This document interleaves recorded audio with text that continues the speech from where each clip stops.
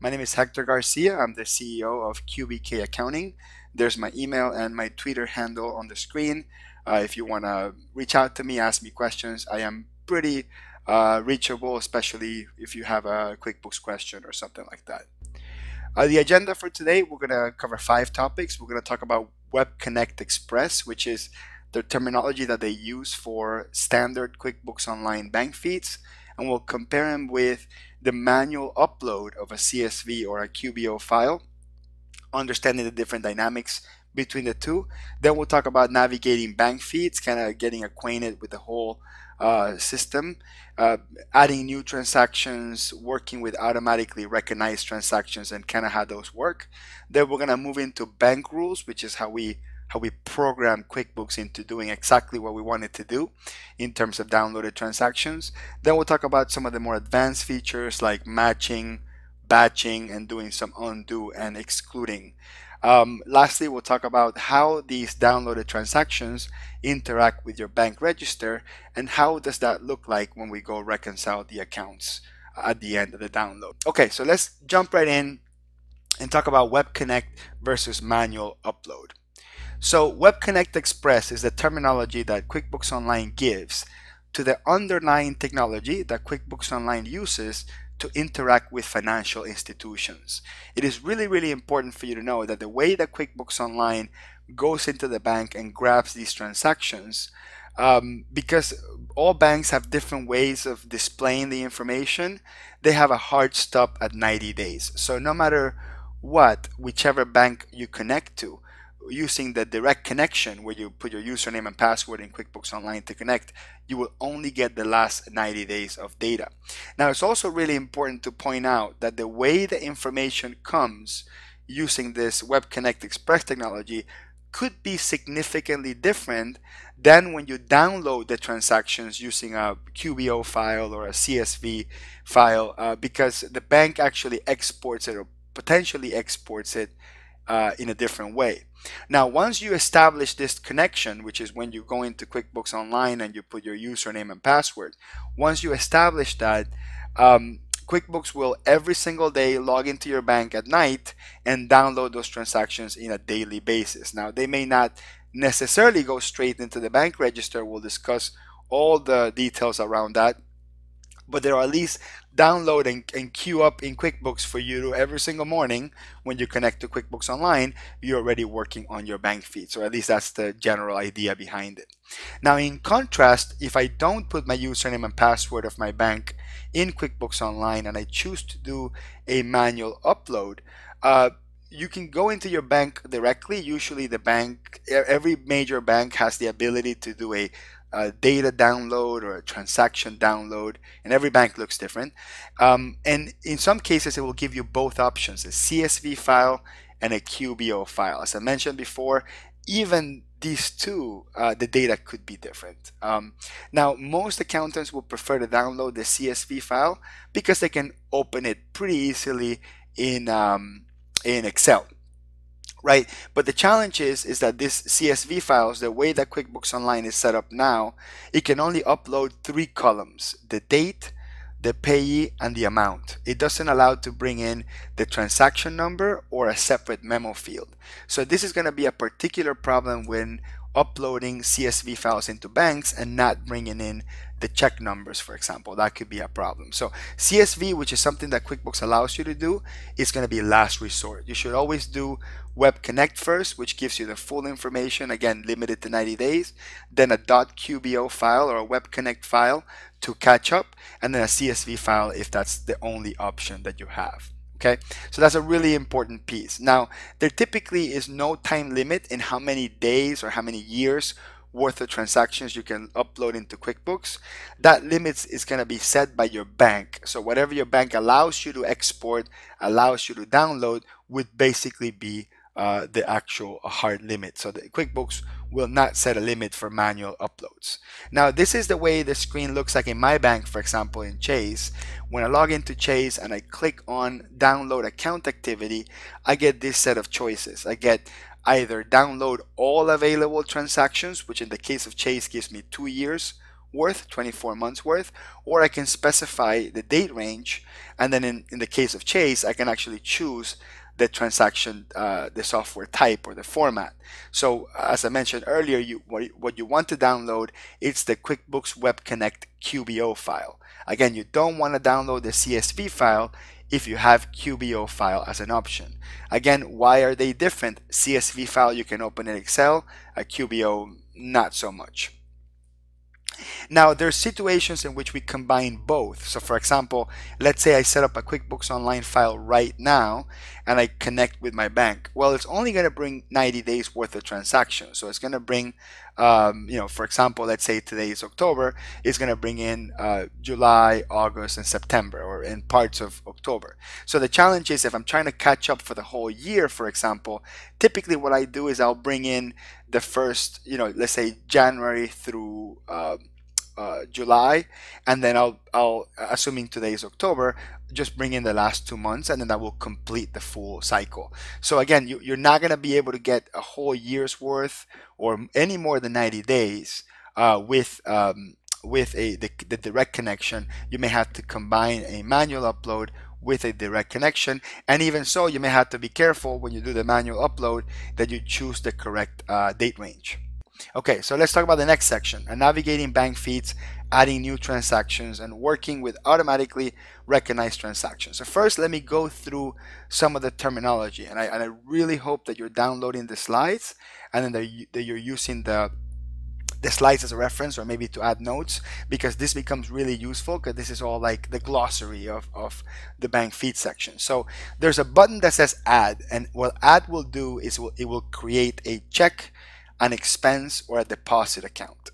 Now there's also the button that says transfer. Now the button transfer means it creates a transaction called a transfer transaction, which is a transaction limited to balance sheet transactions. So for example, if the bank was to download a payment where the bank account it's paying the credit card, that is a balance sheet transaction, and QuickBooks will attempt to make a transfer transaction instead of a check, deposit, or expense. Now my suggestion is to avoid transfers as much as possible, because you can't change them afterwards. So if for whatever reason you made a mistake, it wasn't a transfer, and the transaction needs to hit a profit and loss account or an expense account, an income account, it won't let you. You would have to undo the transaction, redo it. It becomes kind of messy. So I would try to avoid transfers as much as possible, but just understand that they're there, and QuickBooks tries to do that. And then there's the option of match. Now match means that the bank feed will not create a new transaction. Instead, it will apply it, let's call it that, to an existing transaction and remove it from the for review section, so you don't inadvertently use it to create a new transaction. So we'll show you an example of that, and that will make a lot more sense once you see the actual example. Okay, the other terminology is what happens when QuickBooks starts getting smart and starts automatically classifying things for you. So anytime you see a category in green, that means QuickBooks guessed, right, or made an educated guess on what that transaction should be categorized for based on a past entry. And you will see that, you see exactly what I mean. And then match basically means what I spoke about earlier. It means that it's going to match it to the transaction that's already in the books, and it will let you know what transaction is matching it to, and you can approve or not approve that. And then rule means that it was created or matched via the bank rule. So we would have to create a rule for it to do that. The last piece of terminology before we jump into the demo piece here is there's going to be 3 buckets where the transactions are going to be in bank feeds. We're going to have for review. These are all the ones that are waiting for the user to make a decision to see what we're going to do with it. And then this could be different. They could be in match, add, as I mentioned earlier. There's the tab or the bucket that says in QuickBooks. That means that we already brought it from the bank and either created it or matched it. So it means that they're not on the for review section anymore, so I don't have to do anything else with them. Then excluded means I basically told it, hey, don't do anything with this one. Don't bring it, usually to avoid duplicates. So you usually exclude to avoid duplicates. And then delete it, which is actually not a bucket, it's actually something you can do, is you can actually move it from exclude and then permanently get rid of it so it's not sitting in your bank feeds in any way, shape, or form. Okay, so that's so that was the terminology section. Let's go ahead and jump into QuickBooks Online, and you should be able to see my QuickBooks Online screen right now.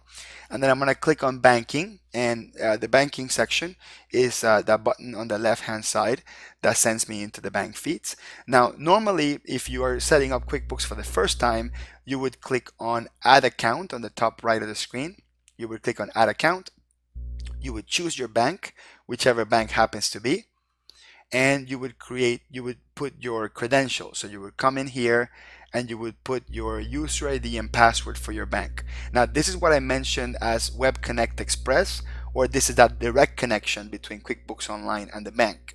Once you log in through the bank, you will choose which accounts are gonna sync into QuickBooks, and as I mentioned earlier, it would bring up to 90 days worth of transactions. So I'll spare you the demonstration of that piece. So once the banks are connected, you will see, and then I'm gonna pick any of these accounts here, this, for example, my checking account. You will notice that in this case, it only brought transactions from July 11th all the way to I would have to go forward all the way to October, whatever today's date is. So we're doing this webinar live in October. So this is going to bring transactions from July to October, 90 days worth of transactions. So if I wanted to do what's called a catch up, or I wanted to bring in maybe January through July, I would have to do a manual upload. So once I go through the bank and do my download of my QBO file, I'm going to click on this update button, but I'm going to click on the little tiny triangle on the top right, and then I'm going to click on file upload, and that will take me into the next screen. In this screen, it's going to tell me, hey, where did you download that file? Where in your computer did you tell your browser to download the file? So let's say, for example, I have it in the desktop, and I'm just going to select the file that I downloaded from the bank and click open. So QuickBooks is going to bring that file in, and then once you click on next, it will take about a minute or so for it to parse all the transactions, and then it will ask you which bank account or which credit card account should I connect this with. So I'm going to select the bank or credit card that I want to connect this with, and then I'll click on next. So remember, for a second, I downloaded the first 90 days with the direct connection, and then I manually went into my bank and chose the date range that I wanted to do the manual download for. So when this is done downloading, I am going to get January through July 5th, whatever was the cutoff period of the last transaction that downloaded, and then the following 90 days are going to come in right after. Again, this webinar is being done in the middle of October, so this is why we're saying those dates, right? Because depending on when you'll be doing your bank feeds, your time ranges and your cutoffs will all be different. Now, one of the common questions we get is, does the bank or Intuit or QuickBooks charge extra for this? And most banks will not charge extra to do the manual download of the QuickBooks file, and no banks charge for the QuickBooks Online to bank direct connection. Now with QuickBooks Desktop, it's a little bit different. So with QuickBooks Desktop, you actually have to pay to do the direct connection from the bank into QuickBooks. But for QuickBooks Online, you don't ever have to pay that. So that's another really important piece. So if you're looking at the screen here, it's done parsing all the transactions. I'm going to click on Let's Go, and then you're going to notice that all my transactions from all the way from January, you can see here my first transaction, January 3rd, 2017, and then if I scroll all the way forward, it will be all the way through July, and then the 90 days that came in. So altogether, it downloaded 876 transactions. That's quite a bit, but you know, that's what it looks like when accountants are doing a year's worth of write-up or accounting, whatever it happens to be. So let's talk about some of the navigation tips once we're on the screen. So the first thing I like to do is I like to click on those little 3 lines on the top left of the screen. That will basically get rid of my navigation bar, so I don't need that left navigation bar. That helps me quite a bit. Up here in the top, we get these big icons for each of the account that tells me my bank balance, my QuickBooks balance. All that stuff is not really that important, so I'm going to click on that little tiny triangle on the top right, the little carrot pointing up, and that will go ahead and condense that piece. And again, the goal here is real estate. I want as much real estate as possible because I'm going to be dealing with quite a bit of transactions. Then I can hit Control plus or Control minus, Command plus or Command minus on a Mac if I wanted to zoom in and zoom out the screen. You know, depending on how many I want to work with at a time, I may want to zoom in a lot or not zoom in so much. Since we're doing this live recording, I prefer to zoom in a little bit, but for the most part, I normally I'm more zoomed out than this. Now, the other thing I will show you is on the right of the screen, there's a little tiny gear button. When you click on that gear button, there's a couple of really interesting options. One says, how many rows do I want to see? Now, considering that we're dealing with 800 transactions, I may want to select 300 so I see 300 at a time.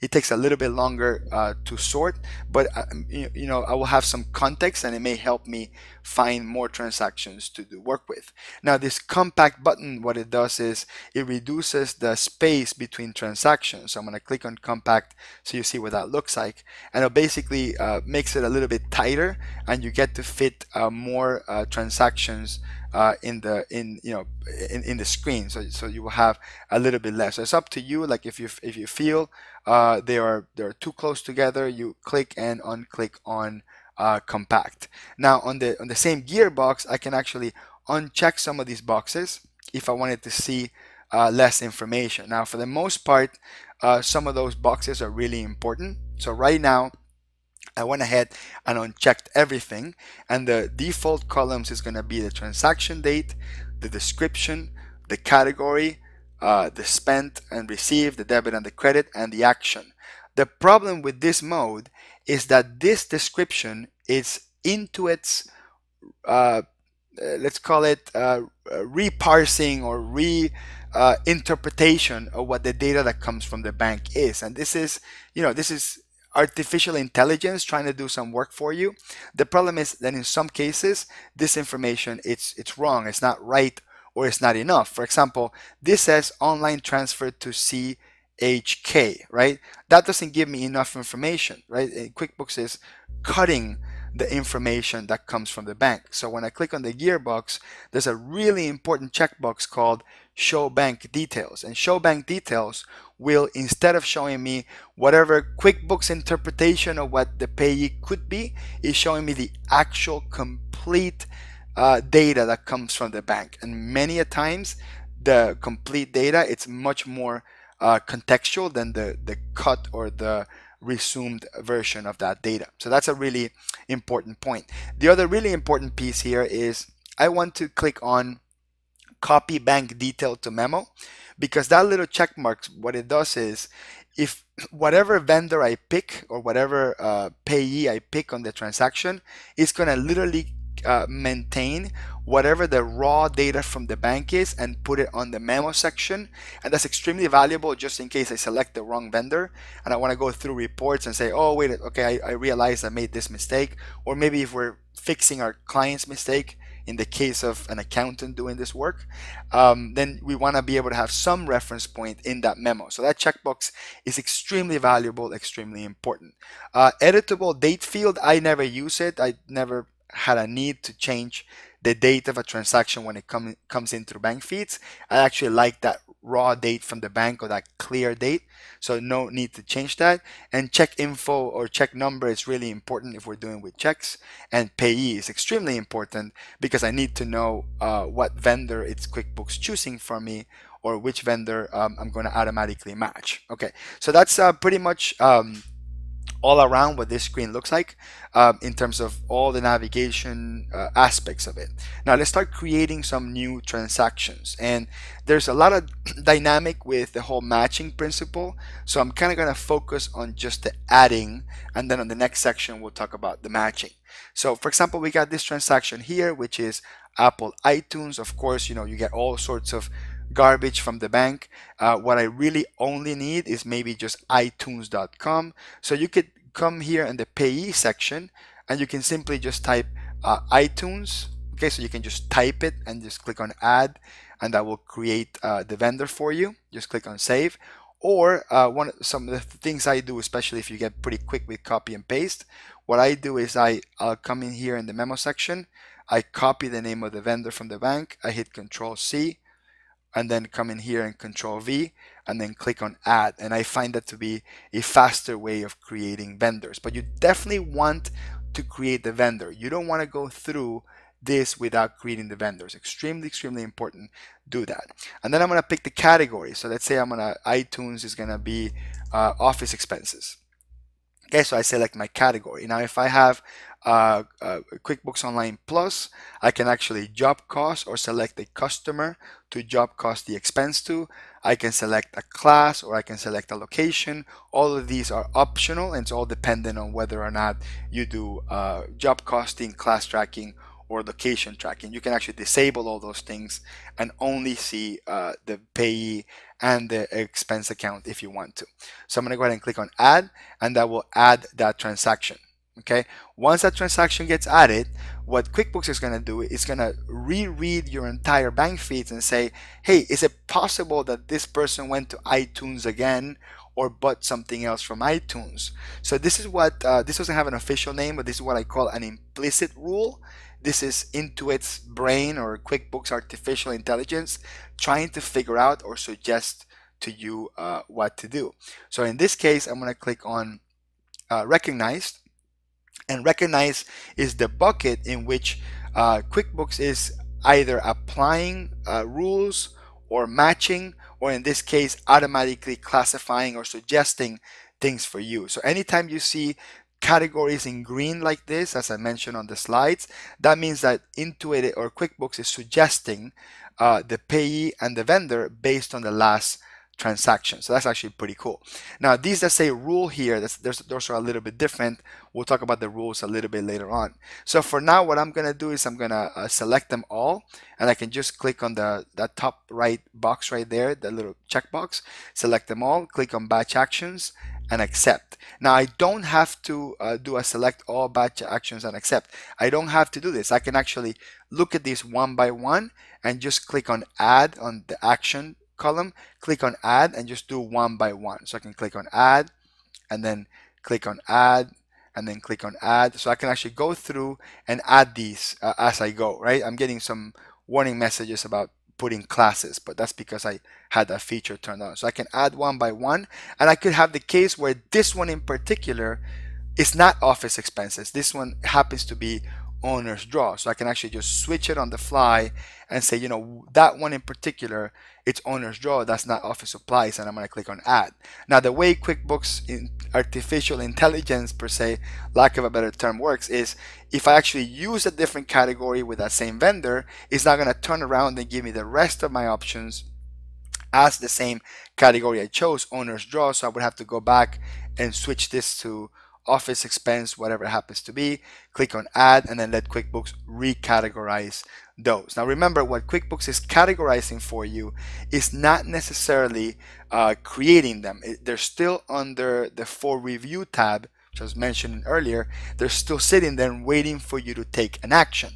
The fact that they're recognized, it means that it's saving you a step, or potentially saving you a step of selecting the vendor and the account. So that's essentially what adding transactions is. Let me just do one more example with an entirely different vendor, and just go with that. So let me pick this one right here. So this is a supermarket in Florida called Publix. So I'm going to go ahead and copy and paste just the name of the vendor here, and then click on add. And then let's say I'm going to leave it in meals and entertainment. Whether that's correct or incorrect, let's not discuss that. So I'm going to click on add, and then QuickBooks is going to try to see, were there other transactions to that exact vendor. And if I click on recognized again, I'm going to see all of the ones that QuickBooks recognized for me. Now QuickBooks is smart and at the same time dumb enough to pick everything that has similar wording or similar name. However, there are things that are contextual. For example, I have a client that goes to two supermarkets, one next to their house and one next to their office. And they tell me, if I go to the one next to my house, that's a personal expense. But if I go to the one next to the office, that's a business expense. Now, the way the transaction comes in through the bank, in the case of like chain places, supermarkets, whatever, in many cases they come in with like a store number. So unfortunately, the built-in rules of QuickBooks don't really can't understand that context. So if we were going to specifically want to tell QuickBooks to recognize some that have that number or not have that number, we can actually set a rule for that. So we're gonna talk about bank rules next. So that's when we'll get into the details of bank rules. So let me run another polling question real quick. And after the polling question, we'll get on to bank rules.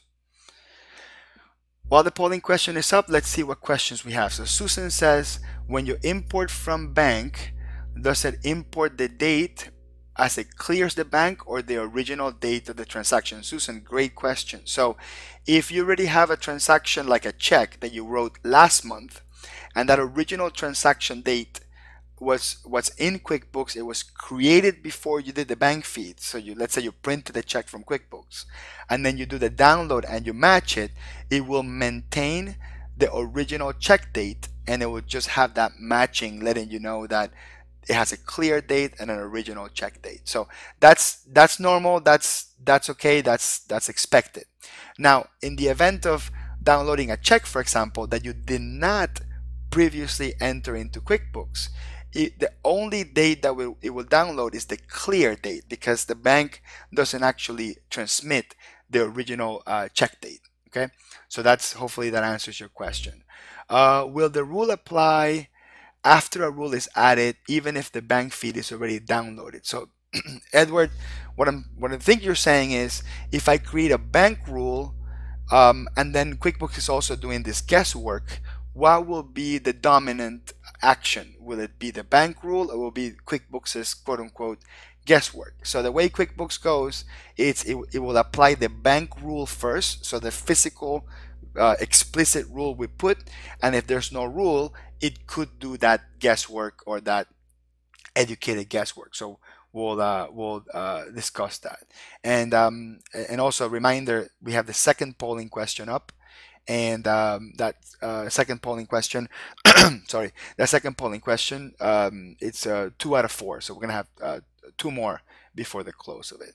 Another question says, how does bank handle return checks? So QuickBooks doesn't really know what to do with return checks. You would have to tell it what to do. So if you get a return check, you would have to send it back to accounts receivable, or assuming it's a return check from a customer, send it back to accounts receivable, so then when you get paid back, you can apply it against that return check, or you can send it to whatever clearing account or whatever you want to send it to. So QuickBooks doesn't know what to do with it. You still have to tell it what to do with it. Okay, so let me go ahead and close that polling question. Okay, and we have 24% of people saying what they love the most about QuickBooks is bank fees or downloaded transactions, and 32% said, I do not love QuickBooks Online yet. And I put that strategically because the idea behind this presentation is to somehow convince you that you should, in fact, love QuickBooks Online. So we'll see if we can get you there. Okay, so before we go into bank rules, let's just do a few more things here. Let's talk about excluding transactions. So for example, let's say that I didn't want to do anything with these 3 transactions I'm checking here. Now, it doesn't mean that basically what it means is that I don't want bank feeds to bring it into QuickBooks. So it means that I'm going to add them into QuickBooks already, or add them manually, or they were already there, or they were already reconciled from the previous year, whatever. So you can actually pick the ones that you don't want. You can click on batch actions, and you can click exclude. So that's one of the things you can do if you don't want to see them on the screen.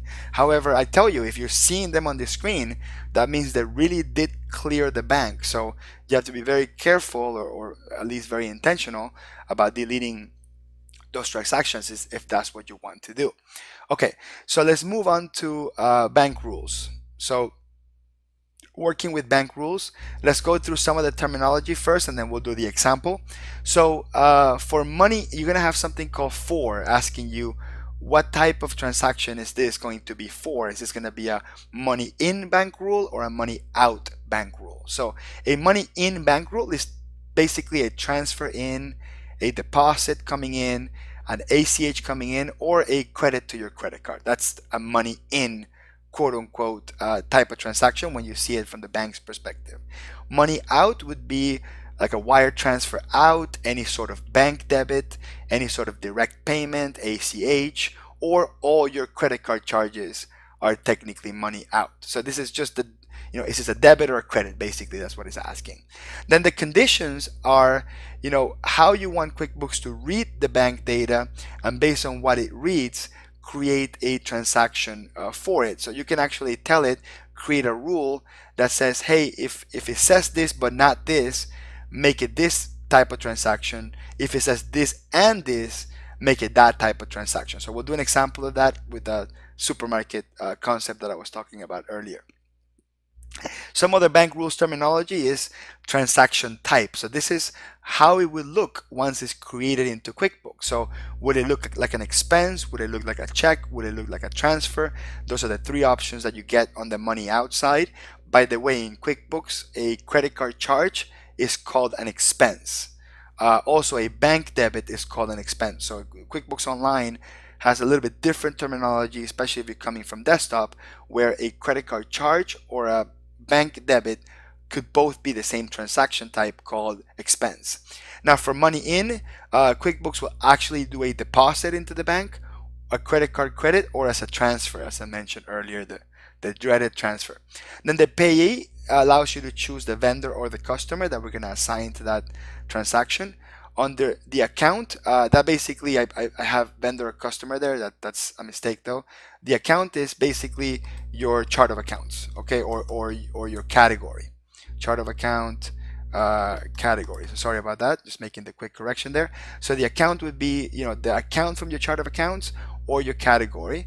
Then you can choose the class and or location based on what you have turned on. The memo section, really important, it will override your bank's memo, which I don't recommend. So I usually don't use the memo section at all in the bank feeds. And then we have a little checkbox that says automatically add to my books, which basically doesn't require the user to approve it. So it goes straight into QuickBooks, straight into the bank register, and that particular option is a total game changer. It really, really speeds up the process. Okay. Then we have the last piece of the terminology here. We have the import and the export. So after you have this awesome set of bank rules in one QuickBooks file, and let's say you get another customer that's a very similar, that will use very similar rules, we can actually export the rules into a special export file and then import them into another company file. The only thing that doesn't really work that well with the export and import is that in the new company file, if you don't have the same vendors or the same chart of accounts, that data is not going to transfer and you may have to remap it. So when I do import export, I typically also export the vendor list and export the chart of accounts and bring that into the new company file before I bring in the bank rules. Otherwise it's just not going to work. So before we jump into bank rules, let's talk about some of the context here. So for example, let me sort this by bank detail, and I want to get to those transactions that I was mentioning earlier with the Publix transactions. So I want to show them to you on the screen so you know exactly what is it that I'm looking at. So let's take a look at, let's do a find real quick. Okay, there's a lot of transactions there. So we got this one's here called Publix supermarket. So this is a supermarket chain, a very large one in Florida. And notice that this is automatically going into meals and entertainment, and it's not going there, but it's suggesting that because that is the last thing that we did. However, as I mentioned earlier, one of the examples is I have a client that tells me, hey, if I specifically go to a Publix supermarket that's store number 4567, I want that to be a business expense. But every other store, I want it to be, let's say, owner's draw, just to say an example. So what I can do is I can create both rules. So I'm basically going to copy this information here.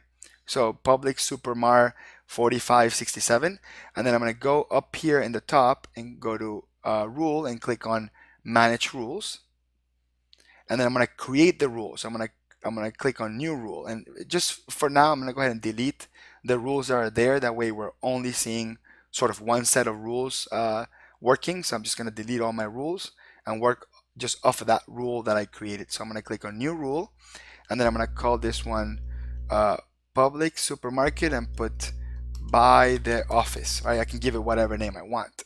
And then I'm going to work with the condition. So I'm going to say bank text. If it says the word Publix in it, and so it's a dual condition, and it also has the store number 4567. So if those two pieces of information are part of my downloaded information from the bank, the word Publix and 4567, then I'm going to go ahead and put payee, call this Publix, and then the category will be, let's call it meals and entertainment, whatever it happens to be. Okay, so I'm basically saying, look, if it's got those two things, go ahead and make it meals and entertainment, and don't even ask me about them. So I'm going to click on automatically add. Let me see. Let's put here meals and entertainment. And then I'm going to click on this little checkbox that says automatically add. And basically it's not going to ask me. As long as these two conditions are met, it's automatically going to be moved from my bank feeds into my check register. I'm going to click on save and obviously cross my fingers because I clicked on automatically add. So the automatic add, what it does is it automatically puts it in there. So I'm going to click on banking again. And then I'm going to click on in QuickBooks so I can see everything that was created, and you get to see it right there and there. So you see on 7/13 a transaction came from Publix, both conditions applied, and it automatically sent it into an expense account, and I can actually click on the expense account and I can see the transaction, see the category that came in, and notice how the original memo from the bank came in. As I mentioned earlier, very valuable for me to compare later on to see if maybe I made a mistake on it. So those were automatically created. So those are not even there sitting for review, asking me what to do with them. Now let me create another rule. I'm going to go back to manage rules here, and I'm going to piggyback off the same rule. So I'm going to click on actions, copy, and then I'm going to put public supermarket. I'm going to put all other. Okay, so I'm just giving it a name for my own reference point, and then I'm going to take away that number and say, hey, as long as it's got the word Publix in it, go ahead and categorize this to owner's draw. And I'm not going to click on automatically add to books, just so I can show you the difference between automatically add and a rule that's not automatically added. And I'm going to go ahead and click on save. Now in this screen, this stuff is really important because we have two rules that conflict each other. If you notice, both rules are working if it contains the word public. So technically, all Publix vendor transactions are going to apply to both rules. So the way QuickBooks does it is by order. So we can actually change the order by clicking and dragging these to the top and tell it, hey, apply the first rule first or the second rule first. We can change the order, and QuickBooks will go in the order of the bank rules to know what to apply. So in this case, the one that has the most moving parts, the double conditions, that will go first, and then the one that's, the catch-all conditions, we go second. So let me go back into banking here and for review, and now you're going to see that these are going to be moved into the recognized section. So I'm going to click on recognize, and then we're actually going to see here public supermarket or my other transactions, and notice that it says rule owner's draw. So it's telling you, hey, we're applying the rule and we're going to send it to owner's draw. However, this was not automatically added. This is still pending for me to approve it, and I can hit add by hand, or I can click on the first one, scroll down, then hold the shift key and click on the last one from that section of Publix transactions. So that allows me to click and select a whole bunch at once. Then I can click on batch actions and click on accept selected. In this case, I have I have a special rule in my QuickBooks that says, hey, if it warn me if it doesn't have a class. Let me turn that off real quick because that's a little bit counterproductive to this process. So let me click on the gear menu, company settings, go into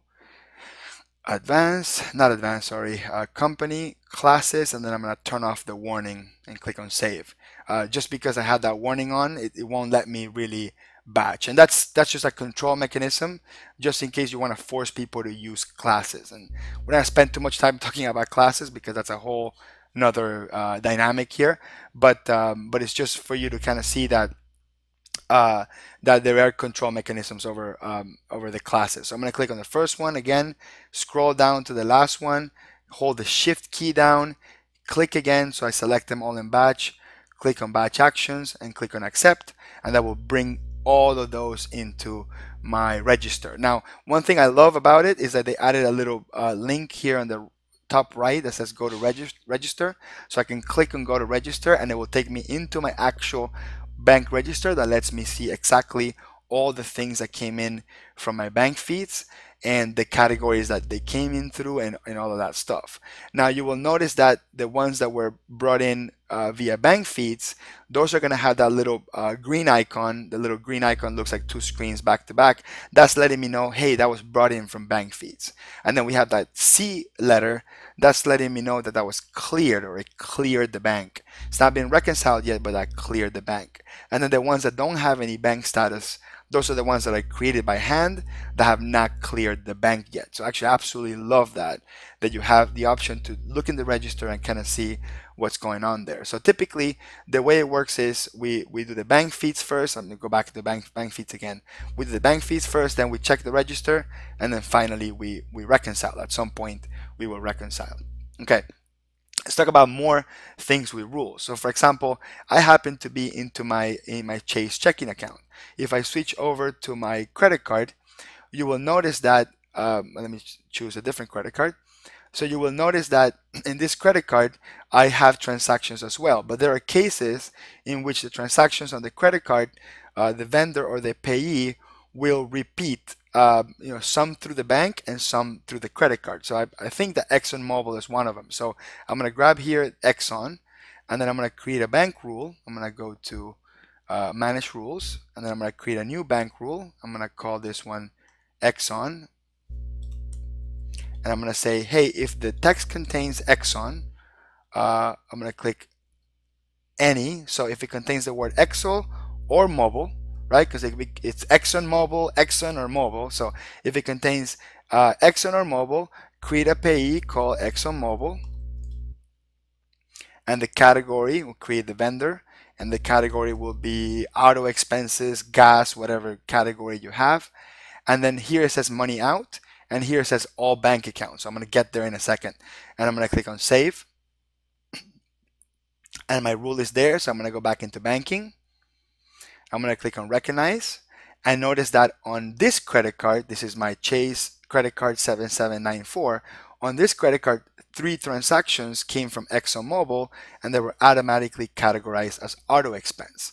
Now I'm going to switch back to my checking account, and I'm going to click on categorized, and then notice that from my checking account, one transaction, happened to be just one transaction from a checking account was picked up by the rule, and it was added into auto expense. So let's say, for example, and this happens sometimes, where your client or the end user says, if the credit card charge to the gas station comes in through the credit card, that means it's a business expense.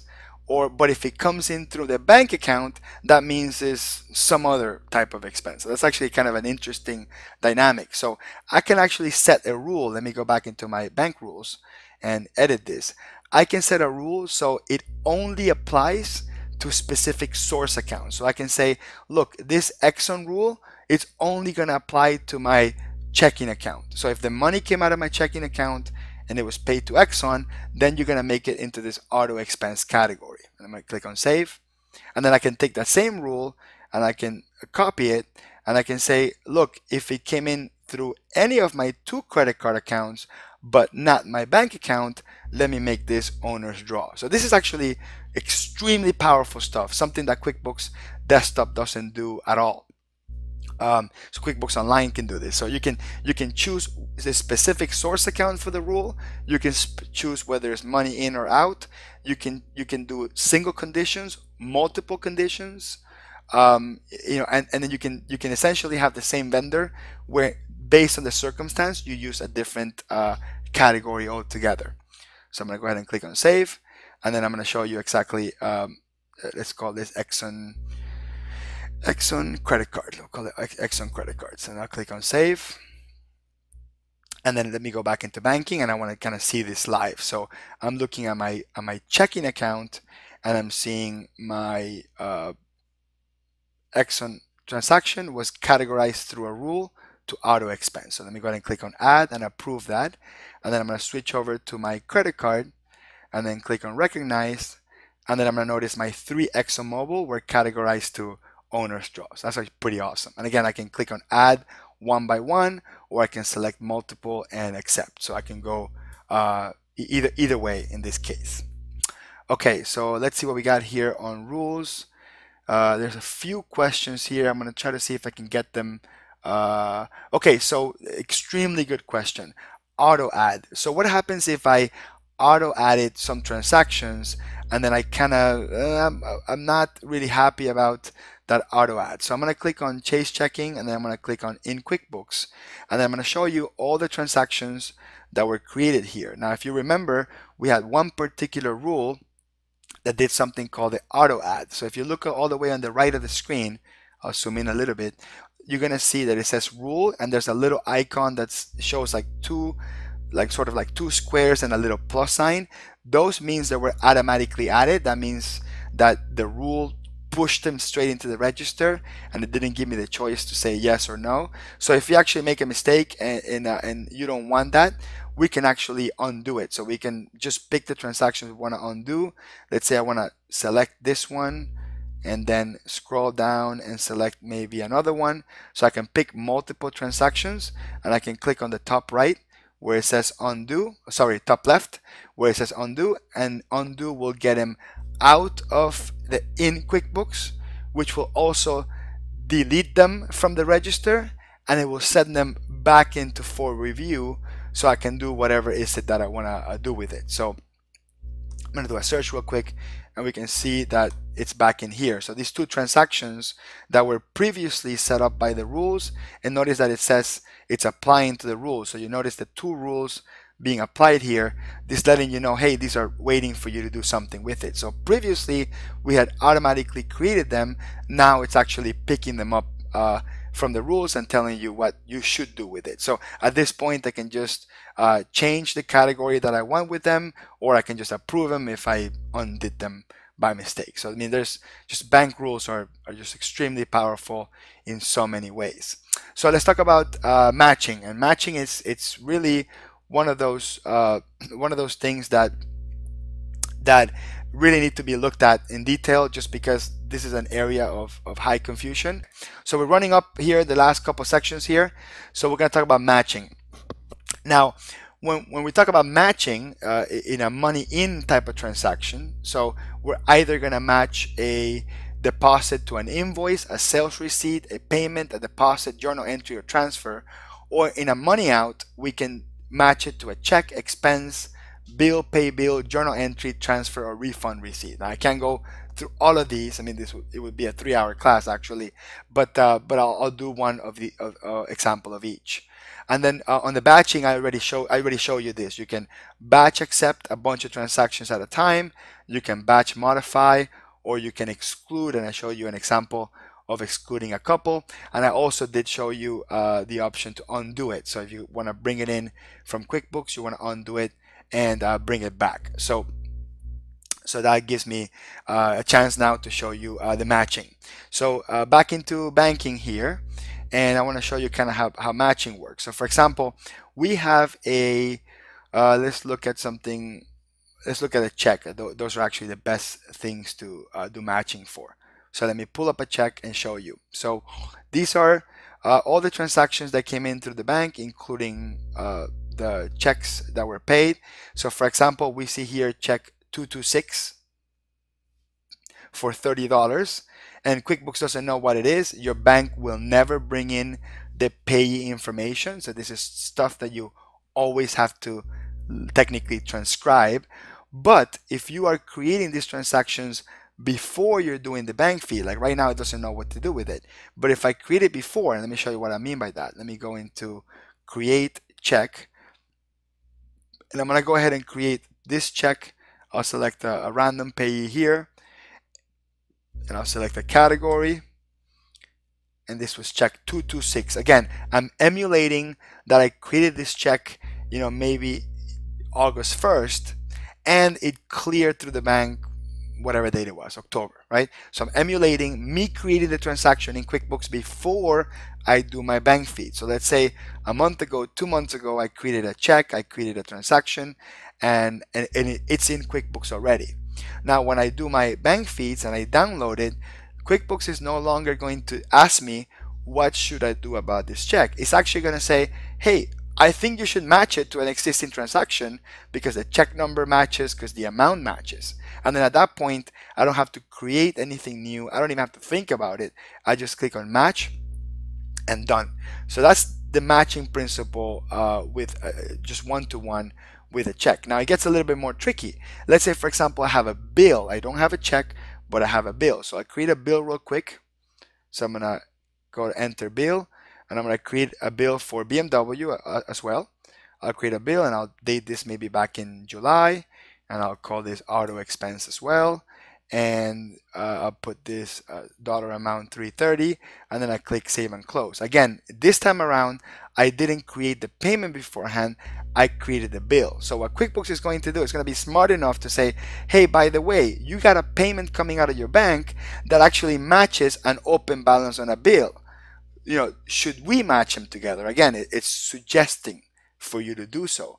If you were to have, let's say, a different bill to a different vendor with the same dollar amount, so I'm going to pick a different vendor altogether. Also pick, it could be the same category, different category, it doesn't matter. And I'm also going to make it $330 because I kind of want to show you the dynamic here. So if there happen to be two bills of the same dollar amount, QuickBooks will actually match the most recent one, the most logical one, but then you can click here where it says find other transactions to match, and you can actually pick off the right one you want, assuming that it happens to be multiple ones. But I don't have time to get into the details of that, but it's just an example. You can actually pick from multiple to match. Okay, and then the last piece here, so again, if I had it my way, this would have been a 3-hour webinar, but it's a 1-hour webinar. So the last piece here, and let me go into the slides, it's going to be the reconciliation part. So once we do download all the transactions, you're going to see 3 really interesting pieces of information in the reconciliation screen. You're going to see the clear date, which will show you both the original created date and the date that it was matched or cleared through the bank. You're going to see the banking status, which I showed you in the register earlier, which will tell you this was added by bank feeds, this was matched by bank feeds, or this has no status. And you will also see, you will also notice that all the transactions that come in through the bank are automatically cleared. So that's one of the huge benefits to this, that it will actually speed up the reconciliation process for you.